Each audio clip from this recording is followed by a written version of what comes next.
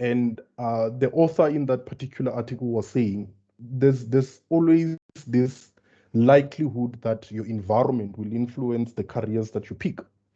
And when you think about future proofing, I think the core has to start with career guidance, career development, career coaching, career mentorship, right? And I think as people who have access to these resources, I think it's about time we start introducing young people to opportunities to can choose careers, to can make good decisions, so that the future proofing as a term, when it comes in, it finds young people who are ready and young people who understand what's happening in the environment. And when you look at career awareness, it doesn't only involve getting an awareness around what careers are. It always infuses you as the individual. How do you make the right decision to choose a career that will best suit you as an individual, suit your personality traits, suit your skills, suit your ability, and also your expectations. And if I conclude on this question from my side, is to say, when you talk about young people starting from high school, tertiary, and those who are in the job, we always need to go back and look at how careers are being chosen. Okay. From my side, maybe I should just start with a brief introduction of who I am, so that the audience can understand the context from which I speak. So I am the managing director for a startup company called Early Careers, which assists companies make their own talent from scratch. I've worked for industry for about 6 years, where I managed grad programs, apprentices, interns, and so on and so forth. And I'm also studying a PhD at the University of Johannesburg, and my focus is on Generation Z employees coming into the workplace in terms of what contributes to their success.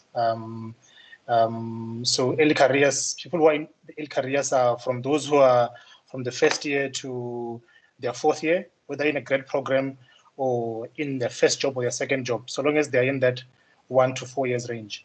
And you mentioned something, Bongani, about some courses which are still being offered at universities when the future of jobs reports say that these courses will no longer be relevant in about 10 years or so.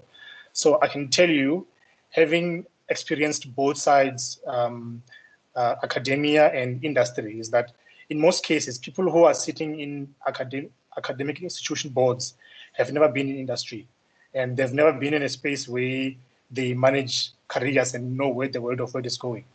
And some of them have the mandate to bring in money into these universities. And you know that the only way to bring in money is to bring in more students. So I think if we can foster more collaborations between universities and companies, and have companies or industry people go to these schools and universities and give guest lectures from an actual experienced point of view, then that can make a difference. But if we work in isolation, the universities will keep on producing students who will not be with qualifications that are not needed in 10 years' time, which is why, from my side, what early careers would do is go to these schools and give guest lectures and speak from experience. Because even in the villages, the people who are giving career guidance are engineers and lawyers who are philanthropic, but they've never worked in a space where they are managing programs, career programs, or career planning, and so on and so forth. So it's up to HR people who are in industry to go back to the villages and the schools and speak about these things. Okay, so thank you for that. You mentioned very important things there, the role of the different stakeholders, especially around the investment side. But now we spoke more on future proofing, right? Now let's touch a bit on the digital mindset now. So and that's in the same manner, and also in the different contexts that I've described as well. How would you describe digital mindset to a 3-year-old, given that we, all of us, need to understand the concept and the implication of it? So I'll start with you, Dzivhu. What is digital mindset? So what I would say is that there was a time where if you owned land, then you would be the richest guy around. And there was a time where if you owned the means of production, like factories and tractors and machines, then you would be the richest person around. But now, whoever owns data owns the future, you know. And for me, a digital mindset is one that understands that in the future, if you own and understand data, that is what you need to succeed in the future. And from a working or careers perspective, don't learn jobs, learn algorithms. So don't focus too much on qualifications, because there are companies which are hiring programmers to come and run their marketing departments, because it's easy to teach someone marketing than to teach someone programming. So you can be a programmer who's going to be working as an HR person or an IT person, but to answer that, to give a short answer, is that understand the data, understand the algorithms, and you would have future-proofed your career. Okay. Munei, given that you said you want us to have a conversation, before you answer, I'll jump into the audience. I saw a hand from Andre Young. So I'd like to, if there's a question or a comment, you can jump in, Andre Young.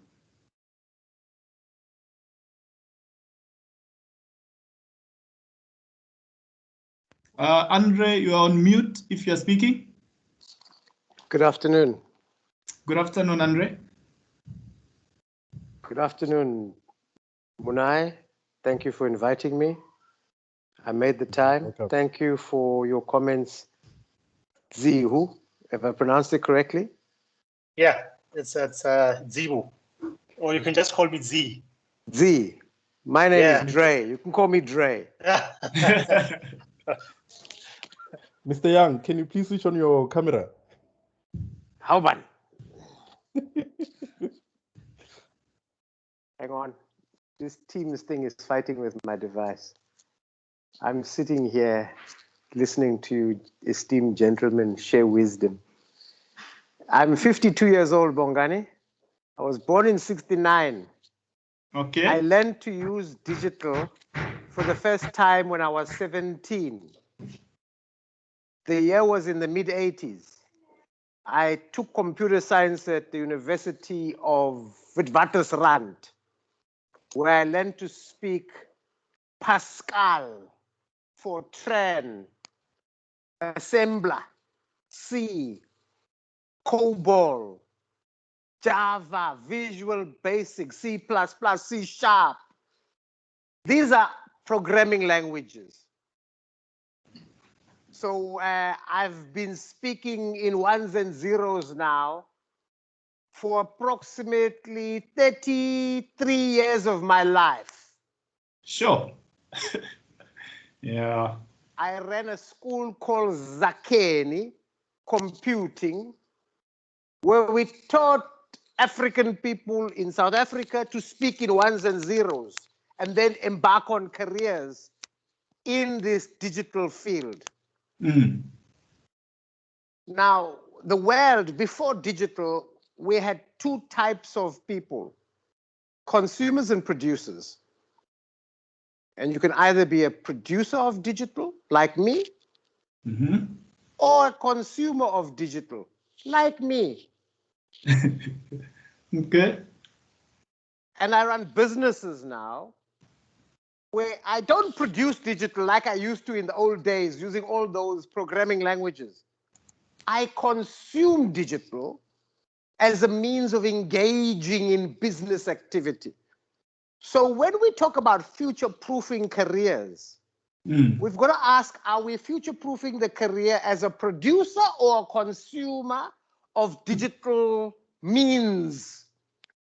I kid you not, there are ample opportunity for earning income by being a consumer of digital means. Meaning, you have devices, whether it be a cell phone like the one I'm using now, a laptop, a tablet, a computer, a server, an IBM mainframe, a smart TV like I'm watching behind me here. I use these digital devices to connect. Not only do I know how to drive these different digital devices, whether it be Apple, iOS, Android, Windows, Linux, Apple, or Unix, but using these devices to connect and produce value for a customer is the game we play today. You may call it 4IR, I call it IMAN. Same well, different tools. Okay. So the idea that we future-proof careers, you can never future-proof a career. But what you can do is make sure that people are literate to operate using digital. It's being literate. And I like the word you said, digital mindset. I don't use the word mindset anymore. I use the word consciousness. The awareness of and the response to operating in the world today using these new digital means. In some cases, I don't need to know how to write algorithms. I just need to know how to use them. Okay. I don't need to know how to create them. I just need to know how to use them. I also need to know how to use the devices, use the connectivity, and do all of this while making sure that I am not excluded from the abundance that the world has to offer. Because you see, the world does this, Bongani. I was born in South Africa as a black man, and as a result, they exclude me from participating in the abundance and the accumulation of wealth, assets, experience. So when we talk about future proofing, there's no future proofing. There's just making sure people are conscious, can utilize, and can derive income and a means of life. I will die one day, so will you all. And before I die, I want to have had the best experience of this life in the time I've had using the digital means. But there's no future proofing. There's just enjoying it while you can. I've said enough. Thank you.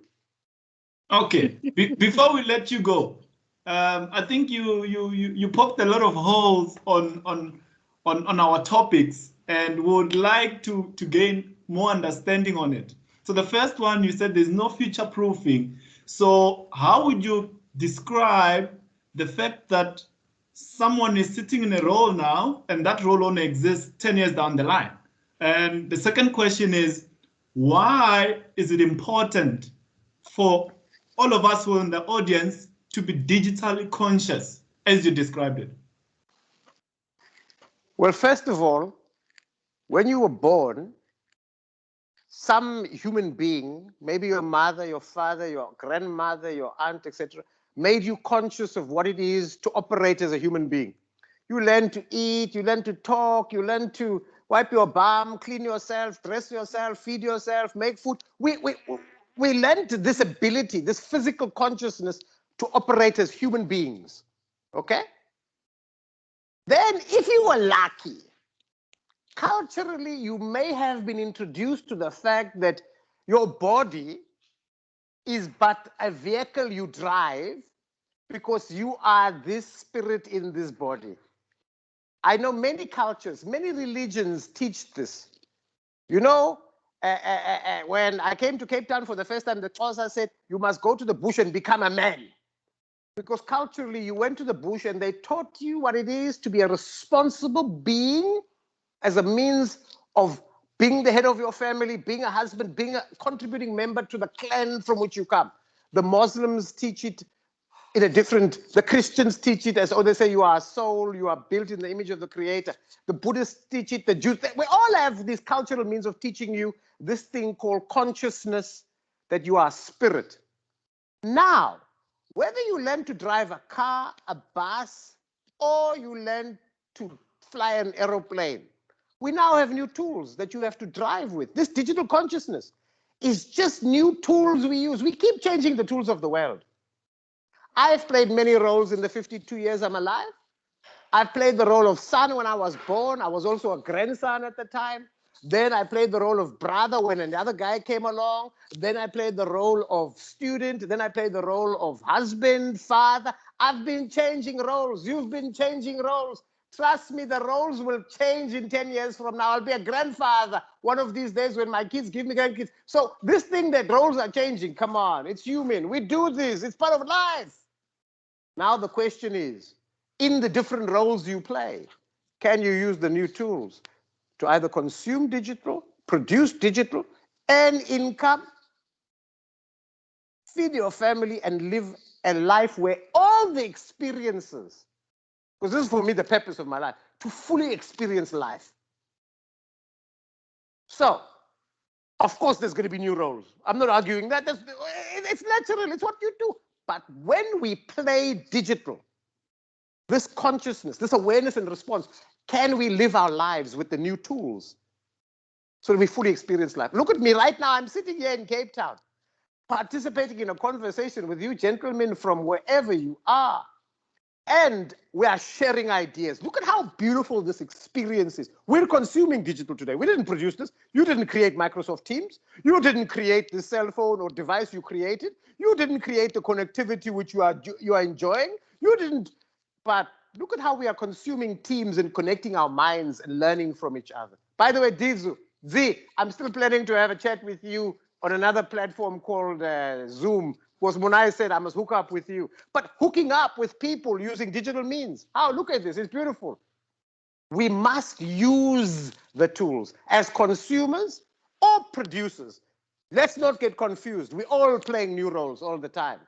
But in each role, use the digital mechanisms. And it's either a device, connectivity, a platform, an email address, a logon, and I can break down the architecture of digital if you'd like me to. But I think we know this. We must bring our societies, our families, our communities into playing digitally in their lives and using it to create a fulfilling life. But I've said enough. I'm going to shut up now. Bongani, can I bring my definition of this future-proofing and digital? Yes, yes, go for it, Munei. I think as the world is changing, as things are changing, you have the consumers and you have the creators. The creator, like Andre is saying, they go and they develop these digital tools and digital platforms that are maximizing business on their side. But by maximizing, they are displacing something. And because of the displacement, the jobs are disappearing because now you can have a robot that plays the role that you were playing. And I think from what Mr. Young was explaining, I think if I carry on from that and pick a bit from what Dzivhu was saying, is as human beings, we need to be digitally ready to consume, right? Number one, because there's a point where you can consume and there's a point where you can create.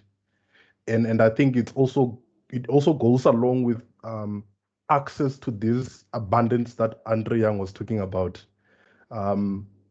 When you look at a young child who's sitting in a village in Nkowankowa, in Venda, and they're asking themselves, digital mindset, digital readiness.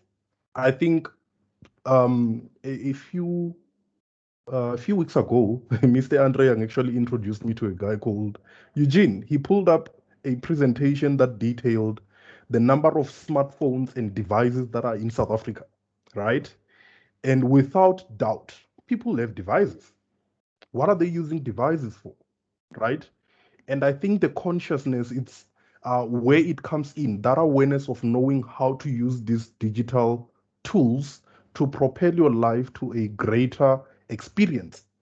And when you go to platforms like Facebook, you look at the numbers, you have millions and billions of people who are sitting on Facebook, right? Somebody prepared them to be able to use it. Somebody made it available, right? And now when you look at the world of work, they now interview you using what they called, what's the correct name? But it's video interviews. You no longer need to go to an office to be interviewed, right? They're using videos, pre-recorded, right? And what happens with those things is that they're measuring your personality, they're measuring your competence, they're measuring whether you're a best fit for the culture of the business. Then contextualizing that to a graduate today, how do you use the technology to land that job that you want, to land that opportunity that you want, and also just having what Dzivhu is researching called protein career, right? Boundaryless careers. And I think that is the conversation we need to be driving with young people in this age to say, when you study, study to get the skill and go out there and use your skill to create abundance for yourself first, and then create for others around you as well. I mean, just before the conversation started, gentlemen, we were talking, I was telling you, I am a psychometrist. I studied psychology, but I find myself working in the agriculture space, right? It's having that boundaryless career, not creating or allowing the boundaries around me to limit me to practicing psychology only. I never did programming in school, but I own platforms. Opening up your the possibilities to actually engaging in consuming and creating the digital space. And I think the digital mindset, which is basically digital readiness, it is looking at the community that we work with. How do we consume the technology? Are we consuming it for the right reasons? Or we spending 4 hours on Facebook while there's an exam coming? It's a matter of balancing what is I don't want to call it right. What is the right way, or rather, what is the most effective way of consuming the digital technology to create abundance for yourself and to create a lifestyle that you want? I mean, at the end of the day, if you choose to consume the technology that doesn't bring you abundance, you won't have anything. But if you choose to use the technology to actually propel and fuel your own career, I think we wouldn't have a challenge with the careers that are being phased out. We will, like Mr. Young said, we'll just change the roles that we are playing and diversify and be best suited for this new world of careers.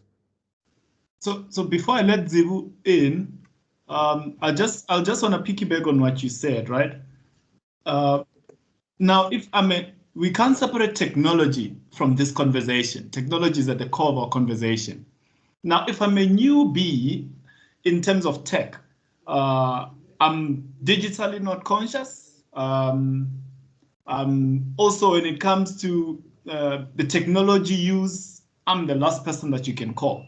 Yeah. Now, Dzivhu, if I'm that person sitting now, how do I now get myself into this environment and also understanding this concept and also be able to maximize by even going as far as producing income out of it?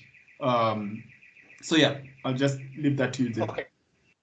Before I get to that question, I just want to finalize or put my last comment on what both Andre and Munei mentioned, in that if anyone tells you what the world of work will look like in 10 years' time, they are lying to you.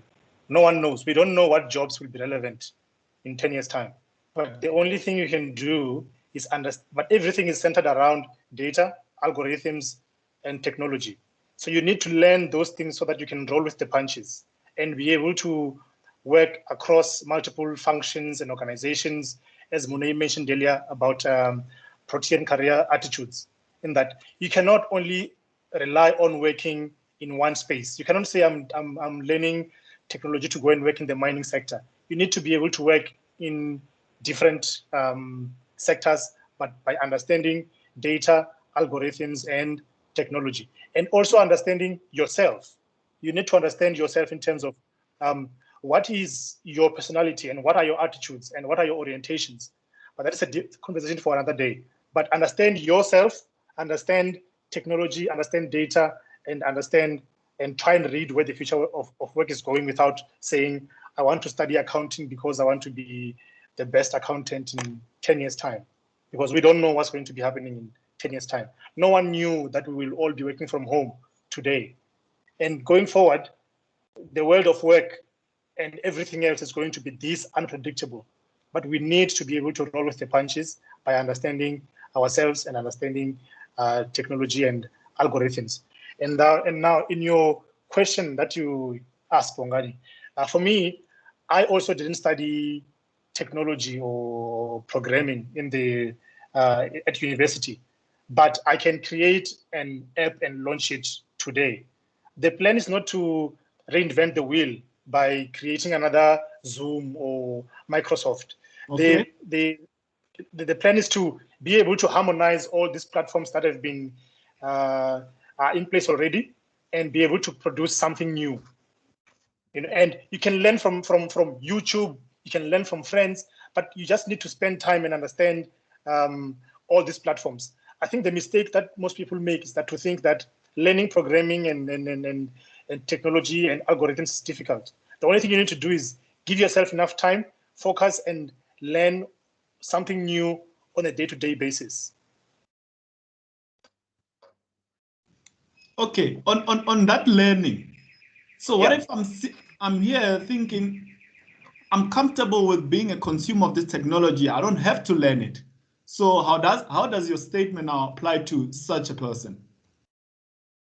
So I think if I use, for example, if I use Zoho Creator, for example, to create an app, I am consuming while producing an app which someone else can consume. So you're always either consuming or producing, but in some way we are consuming Microsoft Teams as we are right now.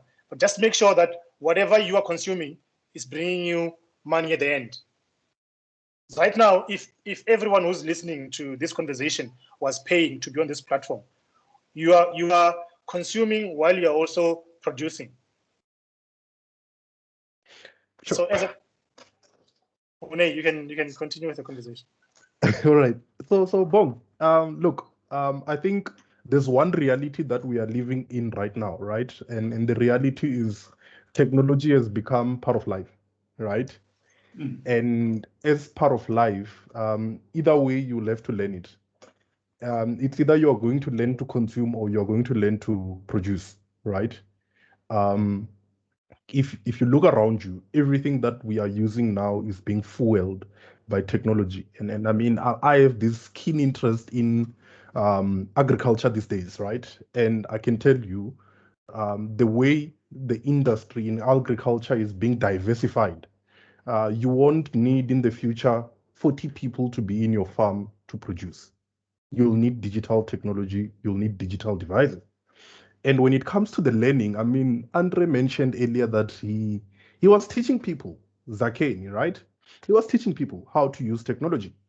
And I think because of the world that we live in, where you have people who are entrepreneurial in mind, who have seen the opportunity or who have seen a niche in the market to say, everybody has to learn technology. We monetize that access to the technology, right? And the challenge has always been not everybody will afford to go and purchase a course to go and learn the digital technology. As we are right now, we are teaching people how to use technology, right? But to take it to a point where we can touch many lives, I think as Think Big 39, we need to get to a point where we start teaching technology. I mean, I know you guys around you, you are a team of techies, right? And we're already teaching technology. There you go. We Yeah. teach technology. And I think it also goes back to Ubuntu, right?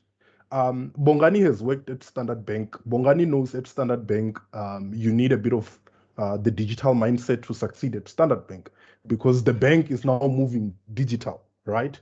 If you know somebody who wants to be an accountant and they want to work for Standard Bank, for APSA, for First Rand, why not take that person, mentor them, teach them, tell them, listen, it's no longer about the ledgers. It's no longer about Excel. There's fintech now, right? You can do it in the comfort of your home. And I think the teaching has to start with the mindset that you were talking about, which is the consciousness. We need to make sure that everybody has access to the knowledge. I can tell you, 5 months ago, there were things that I didn't know.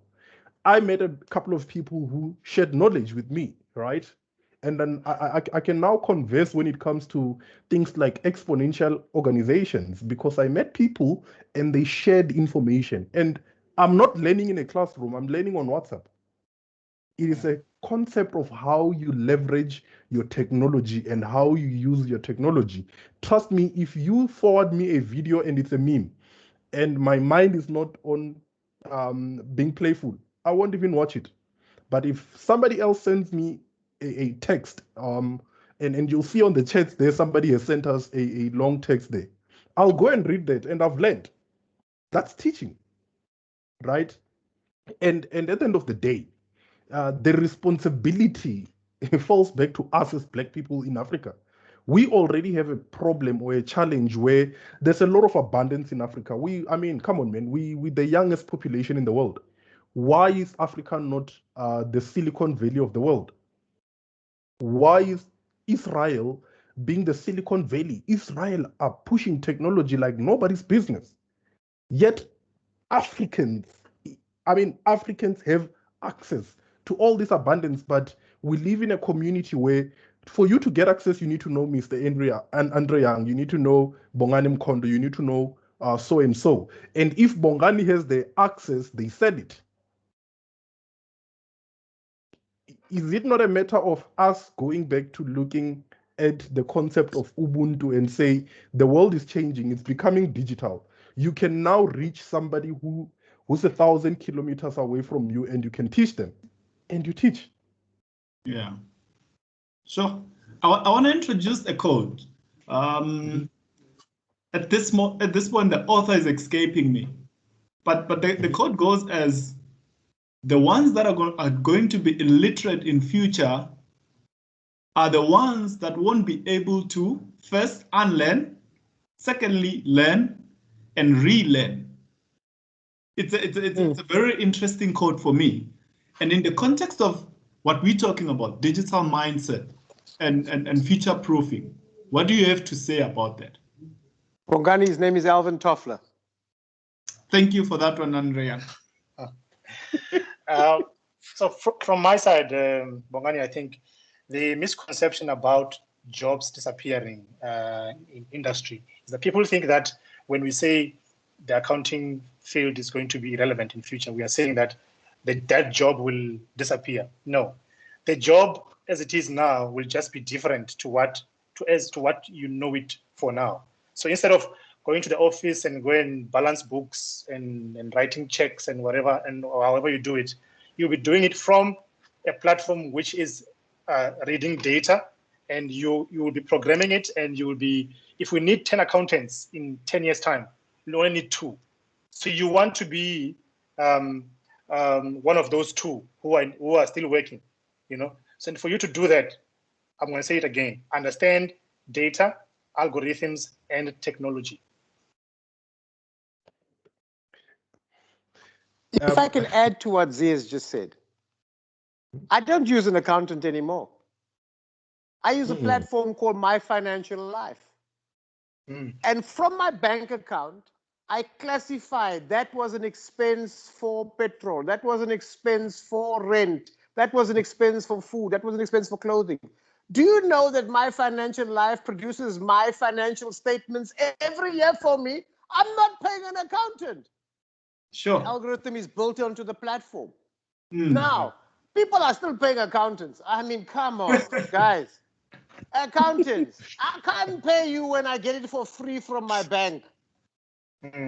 So I think what you need to be as an accountant, you want to be the accountant who's using algorithms to create that platform for people like you and me to use them. Look, I think it goes back to the concept of maturity, you know, growing and playing different roles. I don't think the roles are dying, the roles are changing. The technology is changing the nature of what the role was. And let's be honest, as companies are recruiting now, especially around COVID, and I think it's a conversation that maybe we also need to have with young people, that there's a scourge right now where it's either companies are restructuring or they are letting people go, and they are letting people go because people might not have the skills that they require now that they've introduced the new technology that is coming in the world of work. And if you look at finance, for instance, people are no longer going to people for tax related or finance-related matters, there's an application that's being built. You need to master that application. You need to understand the platform, and you consult if you have to, or create another platform. And I think the consciousness then becomes, how do we prepare these young ones who are coming now, right? They are still told, go and be an accountant. How do you tell this young person, while you are doing your degree in accounting, also learn digital skills, also learn entrepreneurship skills, because the employer is going to want those skills. Okay. I think I'll just pause it there. Let's go to the audience. I see there's a hand from, I think it's Muremi. Let's see. Oh, yes, Muremi, you can go for it. Hey, thanks, Mr. Mkhonto. Not to say that I was touched when you guys were talking about accounting being irrelevant. I just thought I should just put a bit of my comment on that and a question as well. He's an accountant, by the way. It's interesting when you guys are raising this point around the relevance of, for instance, I'm just going to give an example with an accountant. So what I've observed, and this is something that is happening throughout the various career paths, right?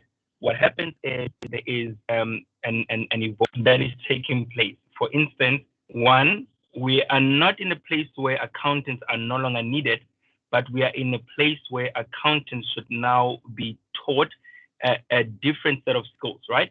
So instead of you requiring an accountant to be performing the accounting work, now the skill set that is required from an accountant is analyzing the information that a system can now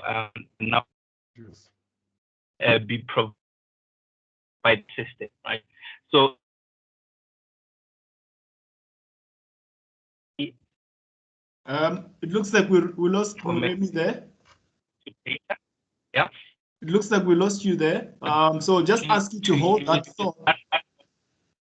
I'll just ask you to hold that thought. But yes, if I was to sum up what he was saying is that we're in an era where your profession moves from the way you know it to the next level of advancement in terms of now providing value beyond what you just do and anyone can do. So if your profession is automated, then what are you doing with the knowledge that you have? You need now to analyze, you need now to interpret and create value out of what is automated within your profession. Munei, looks like you're bending there. You want to say something? Look, this whole phenomena that we are seeing now of 4IR, the future of world of work, it was defined in the 1900s by a particular scientist. I think Sipho Mafumari is here. He might agree with me. Charles Darwin. And if you guys know the theory of Darwin, he speaks about species can change, right? And species change because the environment is forcing them to change. And I think the media has created this big scare that jobs are going to disappear, right? And I think the correct narrative there is to be, we have to diversify, we have to change, we have to adapt, right? And he further says survival of the fittest, right? Species who can't protect themselves are the ones who are going to suffer the most. And the species that can run, that can fight, they'll survive, right? And I think when you look at this whole concept of career future-proofing and digital mindset, it's all about us as a species to now adapt to the fact that Elon Musk is sitting somewhere, he's creating a what do they call that train of his? That bullet train of his, which moves in vacuum. So it means a How train, which we were celebrating just a couple of years ago, which has employed a lot of people, might be phased out by Elon Musk. What do? We have to adapt.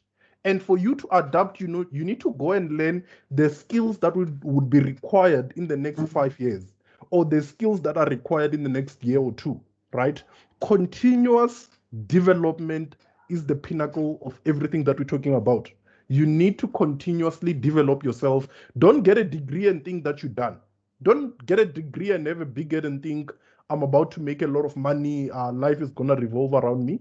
You need to get the degree and start building up on your skill sets. A degree is like a passport. It only gets you to a particular point. You can pass the gate, right? But then after that, how do you diversify? How do you become protean? How do you become boundaryless?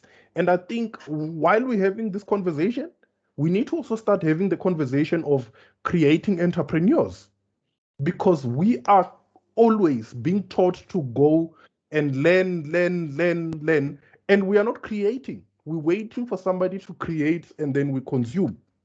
Why are we in Africa waiting for people to create for us while we are not creating for ourselves?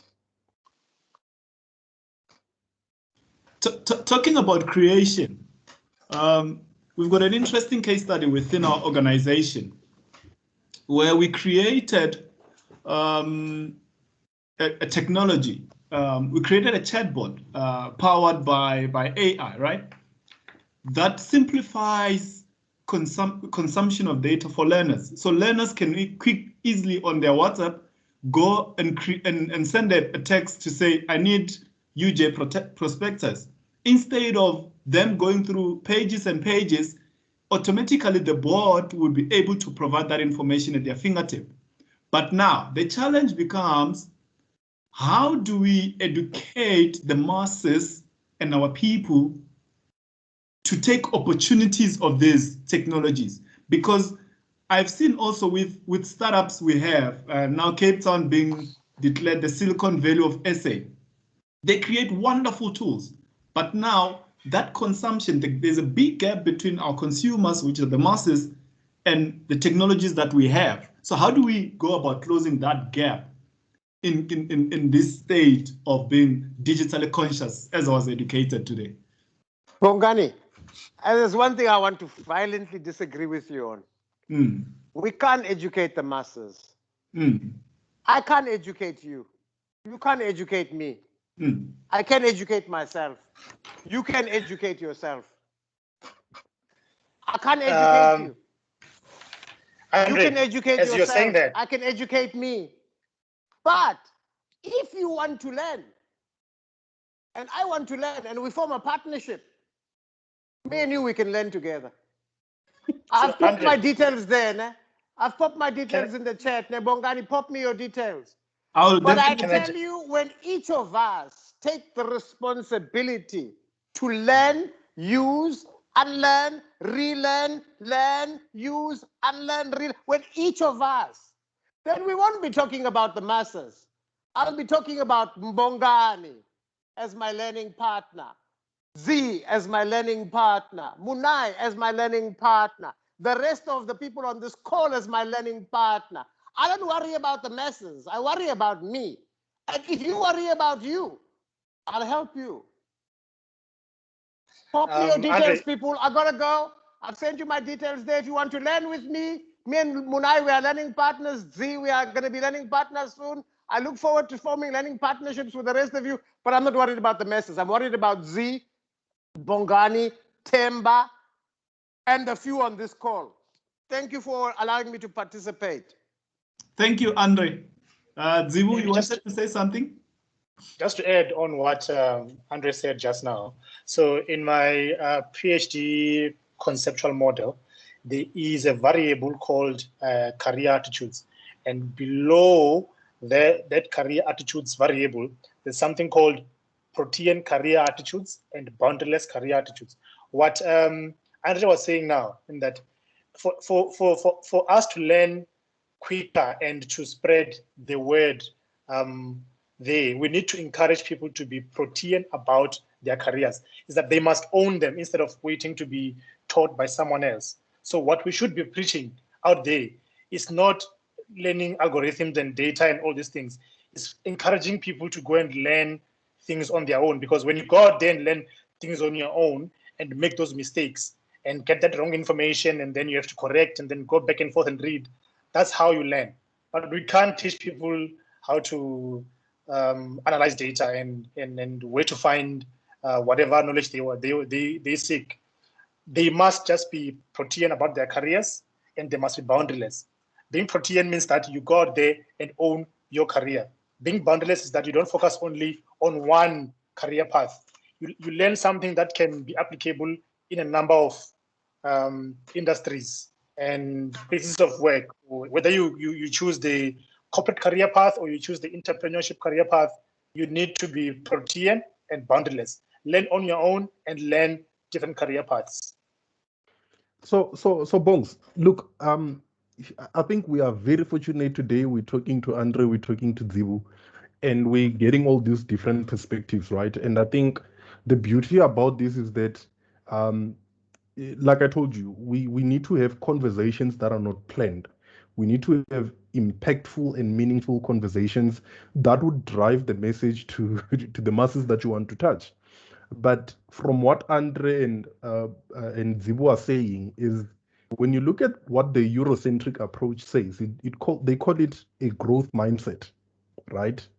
And when you dissect the growth mindset, it's made of a couple of things: the ability to immense and understand information, the attitude towards growing and learning, and the willingness to go the extra mile to learn, and also the openness to learning. I'm now talking from a psychological perspective, right? And when you look at the history of our country, you're talking about 2Ks who are raised by grandmothers. Okay. And we must always talk about these things in context of who we're talking about. We're talking to young people in South Africa right now, right? You need to bring that context of saying these are kids who were raised by grandmothers who are still struggling with 3310. Please please call me for me. Yeah. Right? And what that does is, I think as Africans, we also need to realize that we need to reinforce the aspect of culture, right? Yeah. Because in a very long time, culture has deteriorated in South Africa. And we can't sit and say people in South Africa can't use the digital world. I tend to disagree with that. Nobody came and taught us how to use WhatsApp. Nobody came and taught us how to use Instagram. Nobody came and taught us how to use Facebook. We learned and we are consuming. When there's a desire, things happen. I just think young people are sick and tired of hearing the very same conversation that didn't work for their grandmothers, for their mothers, for their cousins, of go and be a doctor, you'll be successful. Go and be this, you'll be successful. We need to rewrite the narrative. We need to communicate a different message to young people. We need to communicate education as something that doesn't happen in the classroom.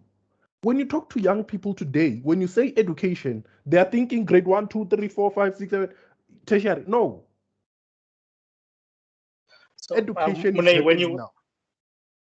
When you speak about grandmothers and 3310s, we are now tapping into another conversation which I'm very passionate about, which is about generations and knowledge transfer. So, I mean, from a workplace perspective, I mean, you've got about 4 generations in the workplace now, and these generations have different mindsets, you know, and so managers are struggling to manage this new generation that is coming into the workplace, Generation Z. So I think we also, if we are going to focus only on the corporate part of it, we need to have structured knowledge transfer programs, which will also transfer the culture of how things are done and how the new things should be applied into the organization. And we need to implement what we call reverse mentoring. As the previous generations are teaching these new ones, the new ones must also teach the old generations. But these things need to be structured and managed. And it's people like you and me who must have these programs where we ensure that the environment to transfer knowledge is also conducive, you know, But in that, we cannot foster people into or force people to learn things. People must be Protean about it, and they must go out there and seek knowledge on their own. That's how we learn. Like you said, Munei, no one taught us how to use WhatsApp, and there's no, each time Twitter introduces a new feature like Spaces and all that, they don't launch a class and say, come and attend and let's teach you how to use Space. No, we just go there and we try it out, we fail, the next time we get it right. But maybe it's also for the producers of technology. What they also need to do is to simplify it in a way that consumers can use it without difficulty. You don't need to know how a cell phone works. We also don't know how a cell phone works, but we know how to use it. But we use it because we are Protean about learning how these things work. Okay, so thank you for that. Thank you for those two for the inputs. But now I wanna steer the conversation to this direction now. We need to learn. We need to adapt. We need to change our mindset. We need to teach each other. Now, with the issues we face as a country, and one of them is connectivity. How do we now participate fully in these two topics that we have today with this element that we have, which is connectivity? And I remember I saw a report stating that in Africa, we have the most expensive data. They were comparing 1 gig of data. So now how do we now find the resources to be able to participate fully in this technologies or in this products that are offered by these technologies and to advance ourselves? Well, Bongani, it's actually quite an interesting topic that you've brought now. Look, is Andre still here? I think he's left. Those who follow me or those who have me on their WhatsApp, they know that I post a lot about abundance architecture, attention capital, right? And this is a concept that was introduced to me about 2 years ago. And the reality is where there is abundance, there is scarcity. Where there is scarcity, there is abundance. You have these big companies, Vodacom, MTN, Telkom, Rain. Can you also just explain those two concepts as well, scarcity and abundance? Okay, I'll do so. So these big companies realized that there's a business opportunity here in terms of providing people with data and connectivity, right? And it's a brilliant business model. It makes a lot of money. But in the process of making money, they are creating a scarcity that is denting Africa. And South Africa being one of their biggest money cow, where they make a lot of money. And the problem with the concept of abundance and scarcity is that while somebody is living in scarcity, somebody is living in abundance. And they are generating their abundance from the scarcity they create for the one group. And when you look at the scarcity concept, it says, you look at people who have greed. I have 5 billion, right? I have 2 kids. I am 79 years old. I keep that money in the bank. That's greed. You're creating scarcity where you can open the tap and you make sure that people have access to the money. You're going to die one day. Your kids are going to die one day, and they haven't even finished 3 billion of that money that you have, right? But because of the culture concept that we have in the world, everybody else is looking out to be filthy rich when we can all be okay.